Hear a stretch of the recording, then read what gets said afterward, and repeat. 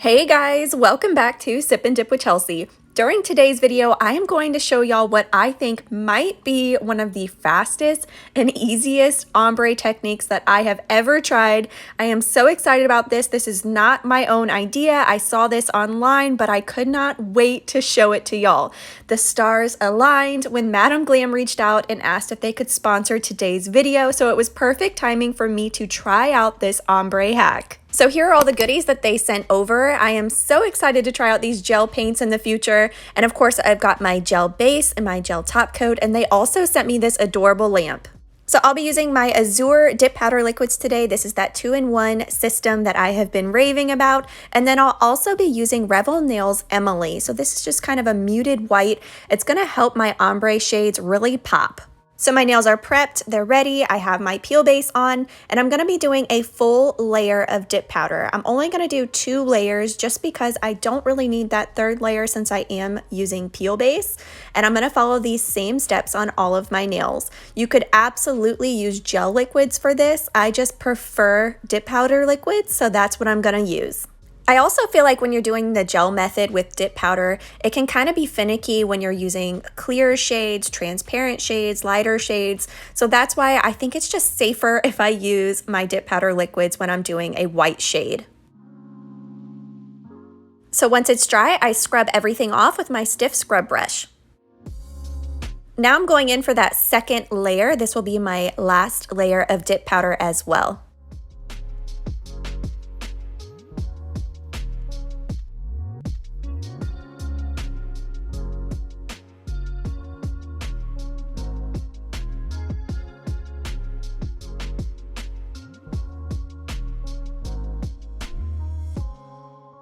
Once they're dry, I dust off all of the excess powder and now I can activate. So with my activator, I'm going to apply a very generous layer of this to all of the nails, then wait 2 minutes for it to dry and file and shape off camera. So I am all done with my shaping and now we can finally move on to the fun part. So with some rubbing alcohol and a lint-free wipe, I'm going to cleanse my nails to get them ready for this ombre. I am not going to do a 2nd layer of activator because I'm doing gel products on top.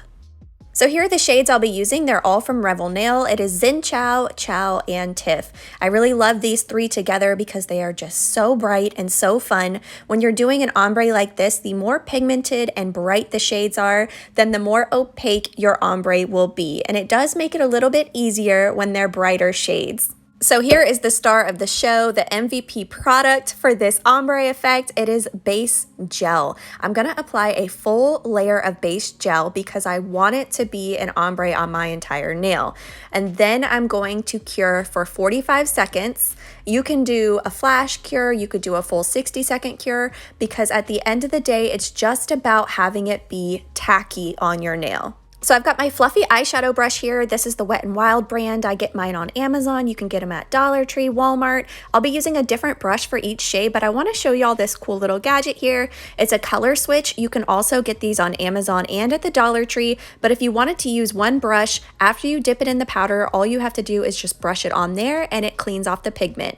So I'm going to dip my brush into the pink and press it into the tacky layer. That is it, you guys. There's no scrubbing, there's no tapping.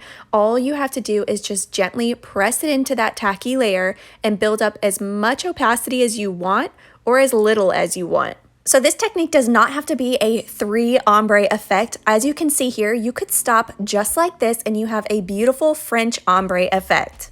So if you want the tip darker, you could easily just dip right into the powder and it'll make the pink a little bit darker in that area. So I follow the same steps with my 2nd shade. I'm just gently tapping it into that tacky base layer. I don't have to rush. I can build it up as much as I want. And I'm also overlapping it just a hair on the pink so that I get a little bit of that seamless blend. Now for the last shade, I'm making sure I really get it over to those sidewall areas up around my cuticle area and overlap it just a little bit on top of the purple. So here is the finished look. I am going to go do a full 60-second cure and then dust off the excess powder. So I finished up the rest of my nails and I am officially sad that I used Peel Base. I really love these shades. I cannot believe I haven't tried this ombre technique out before. I would love to hear if y'all have. So I've grabbed my top coat. This is Madam Glam's gel top coat. I love that it is HEMA free. This company is also vegan and cruelty free, which is really important to me. So major props to them. Not to mention they have over 800 shades of gel polish on their website. So I'm just doing a full layer of top coat on all of the nails and then cure for 60 seconds.